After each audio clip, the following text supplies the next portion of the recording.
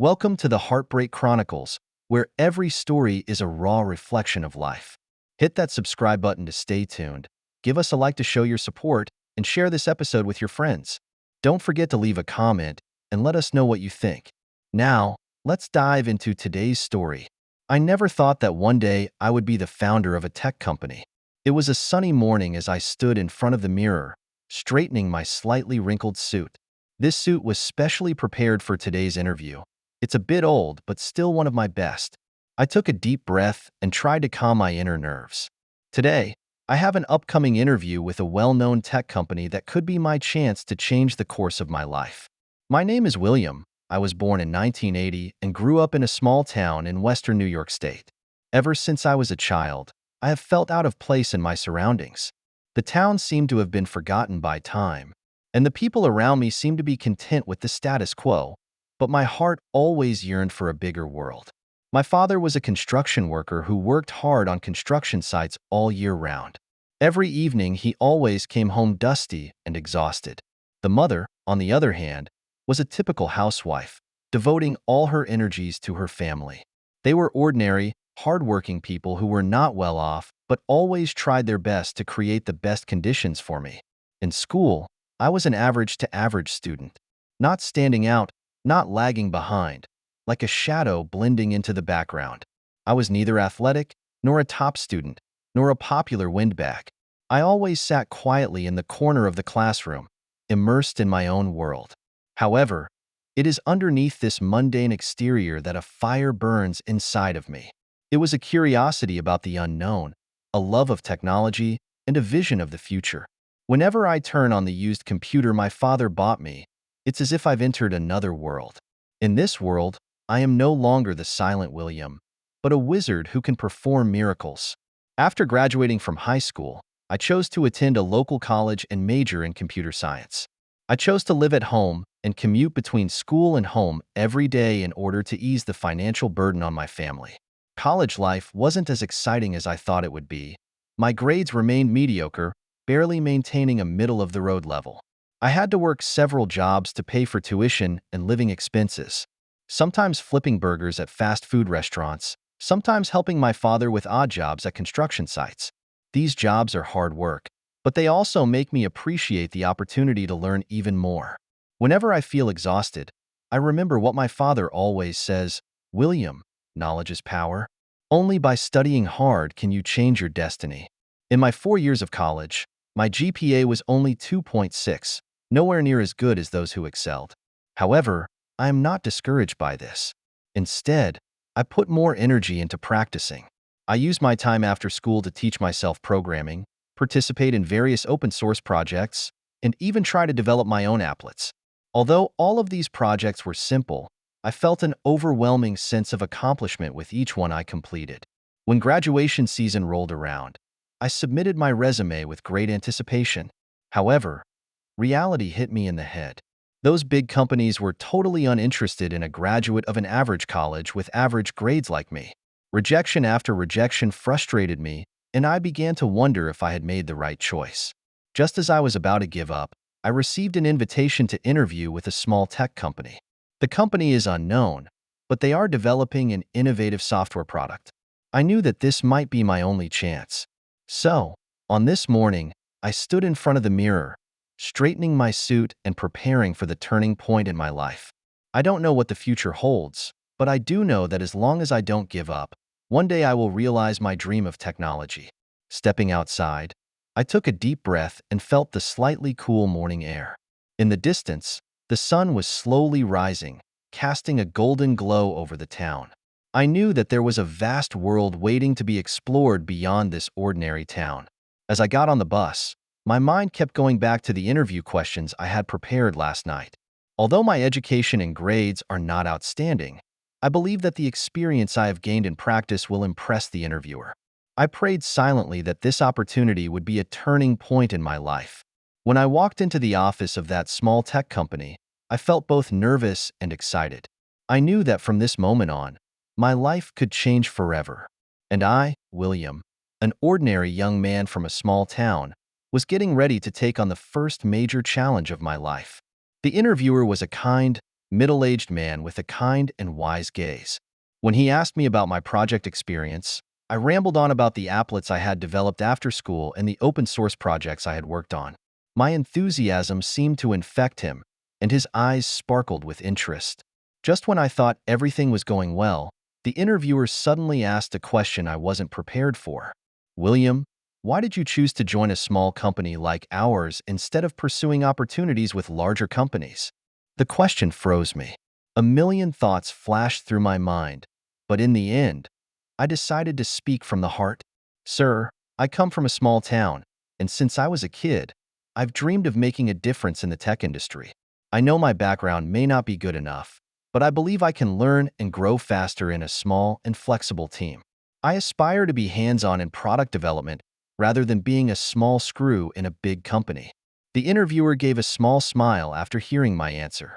He said, "William, you're honest. I appreciate your attitude. However, you need to realize that working for a small company means you'll need to take on more responsibility and may have to face more challenges. Are you ready for that?" I nodded firmly. "Sir, I'm ready. I believe that it is these challenges that will make me grow faster." After the interview, I waited for the results with trepidation. A week later, I received an offer of employment. I was so excited that I almost jumped up and down, but soon, I calmed down again. I know that this is just the beginning, and there is still a long way to go ahead.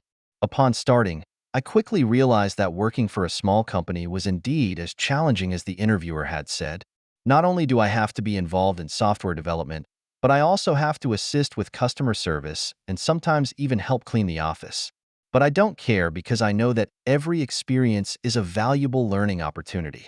As time went by, I gradually adapted to the pace of work and began to make a name for myself in the company. My hard work and innovative spirit was appreciated by my boss, Jack, who began to give me more responsibilities and opportunities. I was promoted to project manager and was responsible for the company's core product development. However, just when I thought everything was going in a good direction, the company ran into serious financial difficulties. Our major client suddenly withdrew a large project, causing the company to go into crisis. Jack tries hard to save the situation, but things continue to get worse. One day, Jack called me into his office. I thought he was going to announce that the company was going out of business, but he gave me an unexpected offer. "William," Jack said, "we all know where the company is right now. However, I believe our core technology still has value. I'd like to spin off the company's core technology team and start a new startup. I want you to lead this team." I looked at Jack in surprise, not knowing what to say for a moment. Jack continued, "I'm old and don't have the energy to start from scratch. But you are young, passionate, and capable. I am willing to transfer some of my shares to you, so that you can become the major shareholder and CEO of the new company. Of course, this requires you to invest some capital yourself as well. What do you think?" The offer made me both excited and apprehensive. Isn't it always my dream to be the CEO of a tech company? But at the same time, I am well aware of the enormous responsibility and risk this implies. After much deliberation, I decided to take on this challenge. I invested all of my years of savings and even convinced my parents to mortgage their house to support me. I know it's a big gamble, but I believe in my abilities and our skills. And so, on the ruins of the original company, my core team and I formed a new startup. We retained the original core technology, but repositioned the product to target an emerging market. The early days of the business were exceptionally difficult. We had to develop the product in the shortest possible time, while at the same time finding new customers and investors. I often work late into the night, sometimes all night. The pressure was immense, but whenever I felt exhausted, I remembered my father's words, "William, the only way to change your destiny is to work hard." It was at this time that I met another important person who changed my life, Wendy. She is a charming woman who is the creative director of a local advertising agency. We met at a startup networking event, and it was love at first sight. Wendy's presence has been extremely encouraging and supportive. Not only did she support me morally, but she also used her contacts to help me find clients and investors. With her help, our company finally got through the toughest startup period and began to get on track. However, just when I thought I was on the verge of the pinnacle of my life, Little did I know that a greater challenge awaited me. My tech dreams are about to be put to the test, and my relationship with Wendy is about to weather an unimaginable storm. I never imagined that my life would change so dramatically in just a few years. The transition from an unknown small-town youth to the CEO of an up-and-coming tech company was so fast that sometimes I'm in a trance and think it was all a dream. But whenever I see the busy staff in the office, hear the positive comments from clients, and feel the trust of investors, I know that it's all true. My company, like my child, is growing up under my care. Our products have gained a good reputation in the market and our customer base is expanding. We started with a dozen people and have grown to hundreds of employees. Every success gives me immense joy, but it also brings more pressure and responsibility. However, just as my career was flourishing, cracks began to appear in my personal life. Wendy and I had a sweet relationship in the beginning. She is my muse, my supporter, and my love. We got engaged on a romantic evening and then got married soon after. The wedding wasn't huge, but it was perfect for us. However, as time went on, conflicts between us began to emerge. Wendy is an energetic person who loves to socialize and attend parties and events. And I, despite no longer being the introverted small-town youth, still prefer a quieter life at heart. More importantly, we approach our work completely differently. For me, the company is everything. I often work late into the night and spend a lot of time in the office on weekends.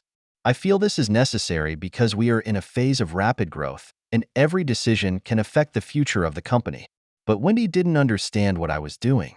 She often complains that I don't spend time with her or care about her. William, have you ever thought that your company may succeed, but your marriage may fail? She once questioned me like this. I tried to explain, but I could never seem to get her to understand. I told her that everything I did was for our future and to give her a better life. But she just shook her head and said, I don't want more money. I want your time and attention. As time went on, the conflict between us got deeper and deeper. Wendy started attending various social events on her own, while I became more immersed in my work. We communicated less and less with each other, and even when we were together, it was often silent. Once I missed our wedding anniversary because of an important project. When I arrived home late at night, I found Wendy sitting alone in the darkened living room with an emptied bottle of red wine in front of her. Happy birthday, William, she said sarcastically. Oh, I forgot. It's not your birthday. It's our wedding anniversary.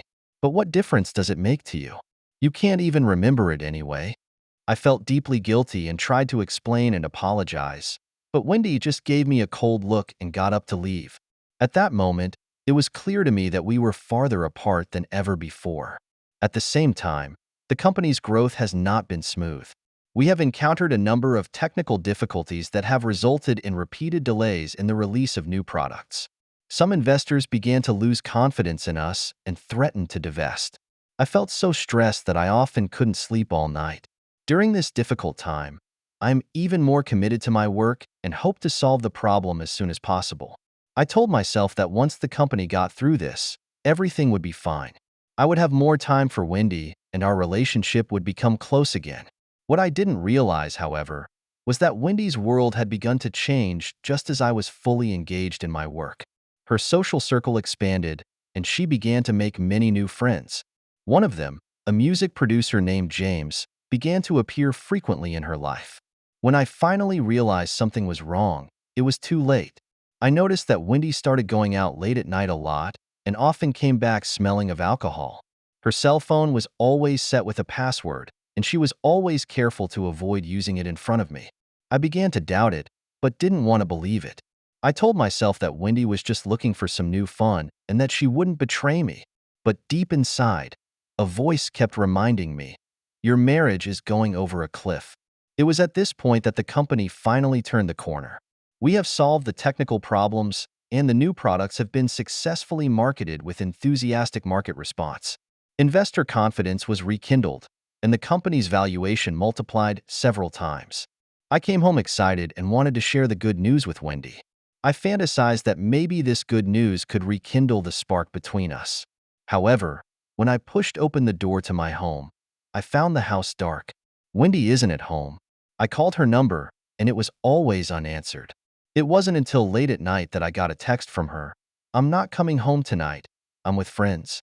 At that moment, I felt a wave of loneliness and loss like no other. I was sitting in my empty living room, looking out the window at the stars, when I suddenly realized my career may have been a success, but my marriage, on the other hand, was failing. I didn't know what was going to happen next, but it was clear to me that I was facing a major turning point in my life. How can I save my marriage? How do I balance my career and my family? And Wendy, where is she and what is she doing? These questions are like a tangled mess in my mind. I knew that I had to make a choice, and that choice could completely change the course of my life. I never thought that I would become a detective, especially when investigating my own wife. After that late night, I started paying more attention to Wendy's every move. I told myself it was just a concern, an effort to try to save the marriage. But deep down, I knew that I was looking for that one piece of evidence that could completely destroy our relationship. Wendy didn't seem to notice the change in me. She continued to do what she was doing, often coming home late at night, sometimes staying out all night. Whenever I tried to ask her where she was going, she always replied gently, "Just with friends," and then quickly changed the subject or simply avoided it. I'm starting to notice some details. Wendy's closet has some new clothes that I've never seen before. Her perfume changed, no longer the light floral scent I was familiar with, but a stronger woody note. The most alarming thing is that one night, I accidentally glanced at her cell phone screen, which flashed an ambiguous text message. The sender's name is Jay. My heart sank. That music producer named James? Is it really? I didn't want to believe it, but all the signs pointed to the one fact I hated to face, that Wendy was probably cheating. I began to lose sleep and my productivity plummeted. Even in important meetings, my thoughts often drifted to what Wendy might be doing and with whom. My assistant Alex noticed my abnormality and asked me several times if I needed help, but I just shook my head and said I was just a little tired. Finally, on a Friday night, I decided to face this issue head on. I came home early and prepared a nice dinner with the intention of talking to Wendy. However, when I pushed open the door to my home, I was still greeted by darkness and silence.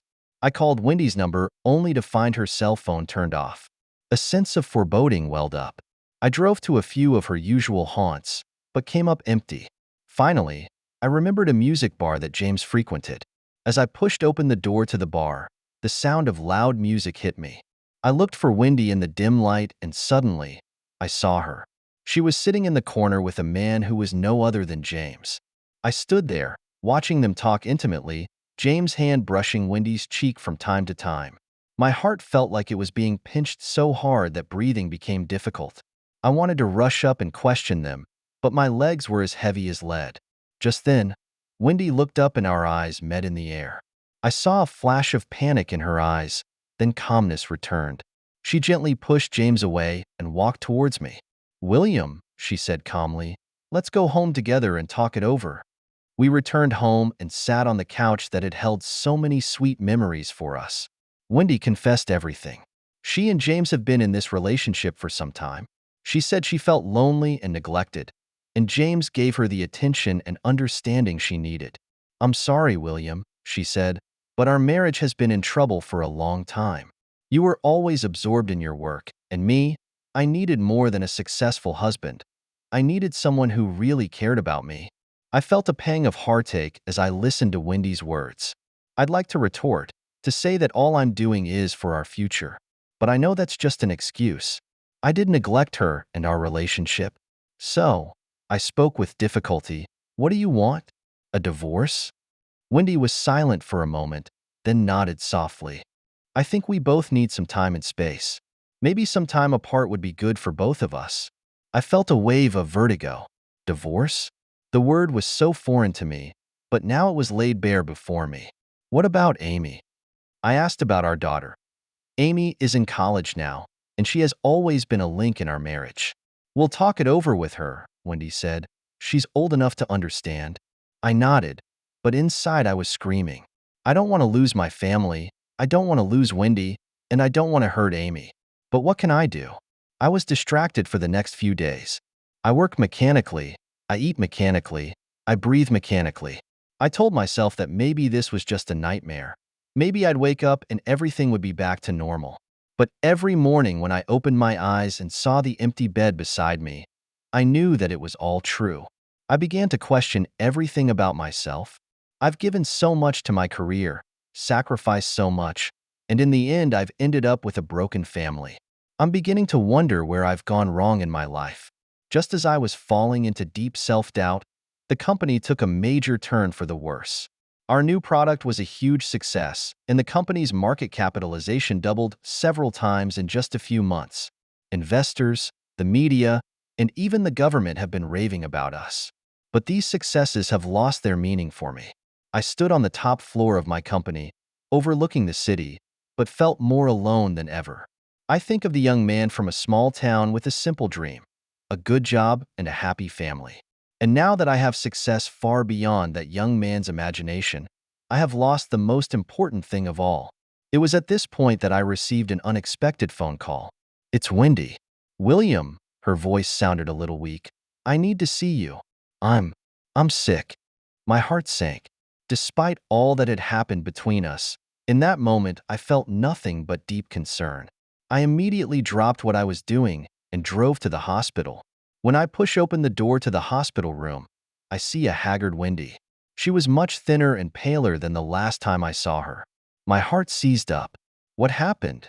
I asked softly. Wendy looked at me with a flash of mixed emotions in her eyes. "The doctor said I might have ovarian cancer." I felt a wave of dizziness. Cancer? The word hit me like a hammer hard. The conflict between us, the betrayal, all seemed to become less important in this moment. I don't know what to do." Wendy's voice had a catch in it. "I'm scared, William." I held her hand and felt her tremble. In that moment, I realized that no matter what happens, Wendy will always be one of the most important people in my life. "Don't be afraid," I said. "We'll face this together. I don't know what the future holds, but I do know that I can't run away from it anymore. I need to face my marriage, face my family, face myself. It may be a painful process, but it could also be a new beginning." And just then, my cell phone vibrated. It was a message from Amy. "Dad, I heard Mom is sick. I'm on my way back." I looked at the message with mixed emotions. I know that the next few days are going to be a tough ordeal. But no matter what, we're all family. Perhaps it is this crisis that will give us a chance to start over. I looked at Wendy in the hospital bed and then at Amy's message on my phone. I took a deep breath and prepared for the coming storm. I never thought that I would become an avenger. Wendy had her ups and downs, and I was there for her as much as I could. Amy came back from college as well, and the three of us seemed to become a family again. But I know in my heart that this is just the surface. Whenever I see Wendy's pained expression or Amy's worried eyes, a fire of anger flares up inside me. It's all because of James. He's the one who destroyed my family. He's the one who made my wife and daughter suffer. I began to plot my revenge. First, I used my contacts in the tech world to secretly investigate James' background. Soon I found some interesting information. Not only did James have an extramarital affair, but he was also suspected of tax fraud and copyright infringement. This information is like a sword in my hand, and I know how to use them. My first step was to fight James' cause. I contacted a few friends in the music industry and broke the news of James' alleged copyright infringement to them. Soon, rumors began to circulate about James' plagiarism. Several big names canceled their collaborations with him, and his reputation began to suffer. Next, I anonymously reported James' tax problems to the IRS. While I'm not sure it would actually bring him to justice, it would at least cause him trouble and stress. But that's not enough. I'm going to make James lose everything, just like he took everything from me. I started plotting how to destroy James' social circle. I know that in the music industry, connections are everything. If I could keep James' friends away from him, it would be a fatal blow to his career and his life. I used my contacts in the business world to start reaching out to James' friends and colleagues. I attended several music industry social events, pretending to be an investor interested in music production. At these events, I met several of James' close friends. I carefully built relationships with these people, buying them meals, giving them small gifts, and occasionally helping them out in difficult situations. Gradually, I won their trust.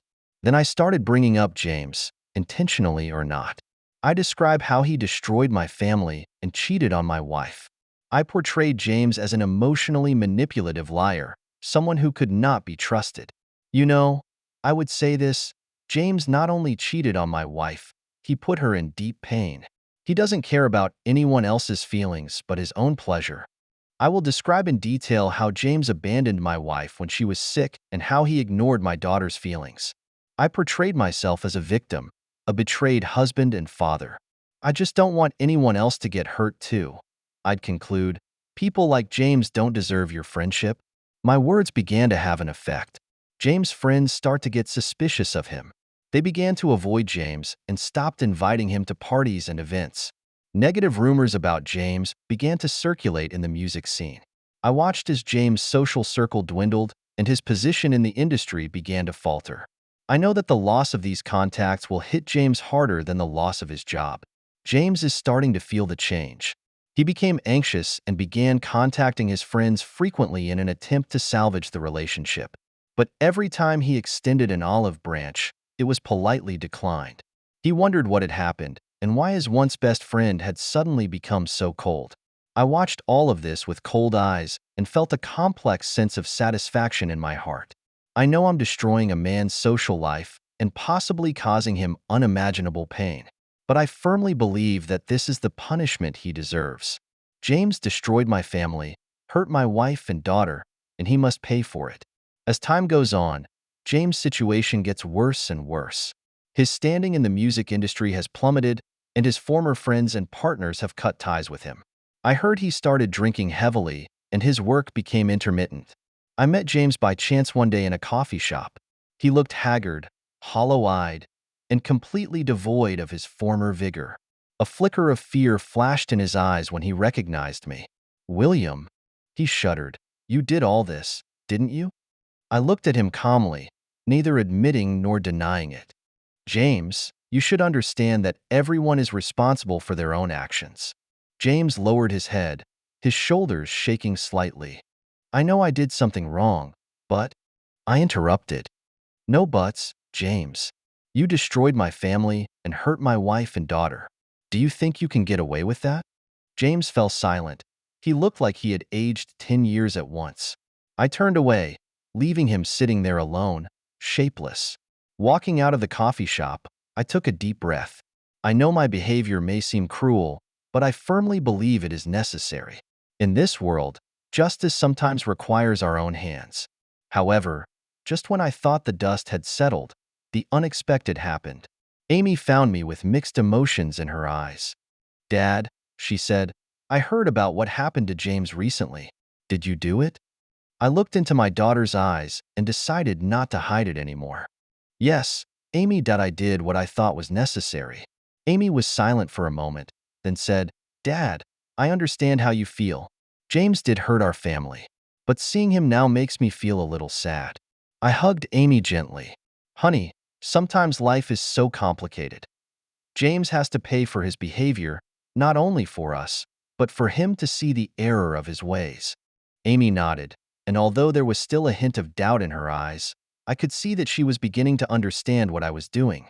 "Dad," she said, "I know this isn't easy for you either. But remember, no matter what happens, we're all family." I felt a surge of relief. It's been a time of so much turmoil, but the understanding and mutual support my daughter and I have for each other warms my heart. Just then, my cell phone rang. It was the hospital that called. Wendy's condition had suddenly worsened, and she needed immediate surgery. Amy and I rushed to the hospital and waited anxiously outside the operating room. During that long wait, I reviewed everything that had happened over the past few months. My vengeance against James, my protection of my family, and now Wendy's condition all intertwined to make up one of the most tumultuous chapters of my life. After the surgery, the doctors told us that although they had temporarily stabilized Wendy's condition, the prognosis was not good. I looked at the frail Wendy in the hospital bed, and then at the worried Amy beside me, and felt a sudden wave of exhaustion. I realized that no matter how hard I tried to punish James and preserve the dignity of my family, life would always present us with unforeseen challenges. But I also understand that it is these challenges that make us grow and make us appreciate each other more. Just then, Wendy woke up. She looked at us weakly and whispered, "William, Amy, I have something to say to you." I held Wendy's hand, ready to listen to her words. No matter what the future holds, I know I will continue to watch over my family the way I believe is right. Wendy looked weakly at Amy and I and whispered, "William, Amy, I have something to say to you." I take Wendy's hand and feel the coldness of her palm. Even though I was still filled with anger and pain at her betrayal, I couldn't help but soften a bit at the sight of her being so vulnerable. I'm so sorry," Wendy said with difficulty, tears sliding down her pale cheeks. "I've betrayed your trust and hurt this family. William, I know that my behavior is unforgivable, but I'm truly sorry." I listened in silence, mixed emotions swirling inside me. On the one hand, I saw Wendy's sincere remorse. On the other hand, the pain and anger of that betrayal never went away. Amy took Wendy's other hand and whispered, "Mom, we're all here and we'll get through this together." I gave Amy a look that filled my heart with pride. My daughter, who has managed to remain so mature and forgiving in such a situation. Wendy continued, "William, I know you will probably never forgive me, but I want you to know that I really appreciate you being there and taking care of me during my illness. You are so much stronger and kinder than I ever imagined." I took a deep breath and finally spoke, "Wendy, we had good memories, and we still have Amy. I will continue to take care of you until you recover." But I paused and looked her in the eyes. "You're right. I may never be able to forgive you for your betrayal. Once trust is broken, it's hard to rebuild." Wendy closed her eyes in pain, unable to stop the tears. Amy looked at me and then at Wendy with confusion and sadness in her eyes. "I understand, William," Wendy said finally. "I don't ask for your forgiveness, only that you give me a chance to make up for my mistakes in the days I have left." I nodded, but didn't say anything else. I know that no matter how much Wendy apologizes and makes amends, that rift from betrayal will never fully heal. For the next few days, I dutifully took care of Wendy. I went with her to chemo, held her hand when she was in the most pain, and offered encouragement when she was losing faith. Amy also came back from college often, and the three of us seemed to become a family again. Wendy's health gradually improved as her treatment progressed. The doctor said that her cancer has improved significantly, and she may be able to leave the hospital soon. Just the night before Wendy was to be discharged, I stood alone on the hospital rooftop, looking out at the city lights in the distance. I thought back to the trajectory of my life, from small-town youth to tech company CEO, from simple dreamer to determined avenger. I have experienced the joy of success and tasted the bitterness of betrayal. I realized that life will never go back to the way it was, but I also knew that I had to move on. The next day, as I helped Wendy with her discharge procedures, I calmly said to her, "Wendy, I have arranged an apartment for you. It's close to the hospital and convenient for you to continue your treatment. I will take care of all the expenses and will visit you often. But we can't live together anymore." Wendy looked at me with understanding and sadness in her eyes. She nodded softly. "I understand, William. Thank you for everything." Amy stood by, silently watching us. I know this decision may be hard for her to accept, but I'm sure she'll understand. As we settled Wendy into her new apartment, I stood in the doorway and took one last look at the woman I had spent most of my life with. I knew that from now on, our relationship would stay forever. No longer close, but not a stranger. I turned away, an inexplicable relief in my heart. I know that this decision may seem cold, but for me it was the only way to protect myself and honor myself. Walking out of the apartment building, the sun warmly splashed my face. I took a deep breath, looked at Amy beside me, and said, "Let's go home." Amy nodded and took my arm.